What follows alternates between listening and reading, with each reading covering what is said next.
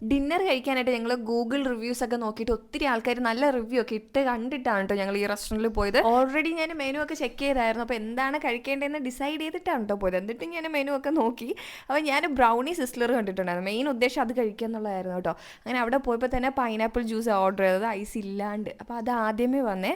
അങ്ങനെ അതൊക്കെ കുടിച്ച് കുറച്ച് നേരം ഇങ്ങനെ വെയിറ്റ് ചെയ്തിരുന്നപ്പോൾ തന്നെ ഞാൻ ഓർഡർ ചെയ്ത സാധനം വന്നു. ബട്ടർ നാനും നെമ്മീൻ തവ ഫ്രൈ ആണ് ഞാൻ മെയിൻ കോഴ്സായിട്ട് ഓർഡർ ചെയ്തത്. ആ ഫിഷ് ഫ്രൈൻ്റെ മാരിനേഷൻ ഭയങ്കര നല്ലത്. അത് കൊണ്ടുവന്ന് വെച്ചപ്പോൾ തന്നെ ഭയങ്കര മണമായിരുന്നു. നല്ല ചൂടോടെയാണ് കേട്ടോ കൊണ്ടുവന്നത്. പക്ഷേ ഞാൻ കുറച്ച് ഡ്രൈ ആയിരുന്നു. ഫിഷ് ഫ്രൈൻ്റെ കൂടെ കുറച്ച് സാലഡ് കൂടെ ഉണ്ട് കേട്ടോ. ഈ സാലഡ് കണ്ടപ്പോഴത്തേനും എനിക്കാണെങ്കിൽ ആ ഷെഫിൻ്റെ നൈഫ് സ്കിൽസ് ആയിരുന്നു ഓർമ്മ വന്നത്. നല്ല തിന്നായിട്ട് അവർ കട്ട് ചെയ്തേക്കുന്നത്. അപ്പോൾ അത്രയും നല്ല സ്കില്ലായിട്ടുള്ള ഷെഫായിരിക്കണം അവിടെ ഉണ്ടായിരുന്നത്.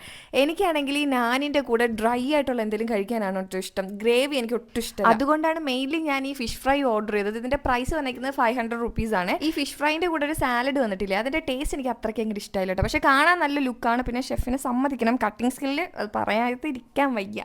പിന്നെ നാനിൻ്റെ പ്രൈസ് വന്നിരിക്കുന്നത് 50 റുപ്പീസാണ്. മെയിൻ കോഴ്സ് കംപ്ലീറ്റ് ആയപ്പോൾ തന്നെ ഒരു ഡെസേർട്ട് കൊണ്ടുവന്നു കേട്ടോ. ഞാൻ ഓർഡർ ചെയ്തത് ബ്രൗണി സിസ്ലറാണ് വിത്ത് ഐസ്ക്രീം.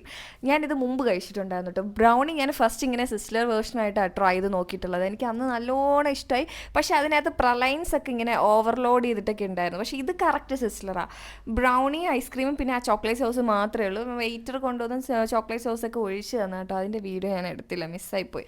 നല്ല ഇങ്ങനെ ചൂട് ആ ചോക്ലേറ്റ് സോസിൻ്റെ കൂടെ ബ്രൗണി പിന്നെ ആ തണുത്ത ഐസ്ക്രീമും കൂടെ ഇങ്ങനെ വരുമ്പോഴത്തേന് നല്ല കോമ്പിനേഷനാണ് കേട്ടോ.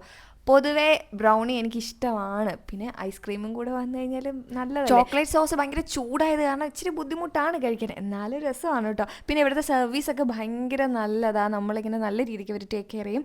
സ്പോട്ട് എല്ലാവർക്കും മനസ്സിലായോ? ബെയ്റൂട്ട് ബിസ്ട്രോ ആണ്. ഇവിടെ ഇച്ചിരി എക്സ്പെൻസീവ് ആണ്, പക്ഷേ എന്നാലും ഫുഡൊക്കെ നല്ലതാണ് കേട്ടോ. മോശം പറയാനൊന്നുമില്ല.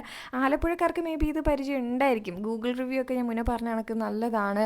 പിന്നെ അഫോർഡബിൾ ആണോ എന്ന് ചോദിച്ചാൽ അല്ല. ഫിഷ് ഫ്രൈൻ്റെ പ്രൈസൊക്കെ കണ്ടില്ലേ നിങ്ങൾ?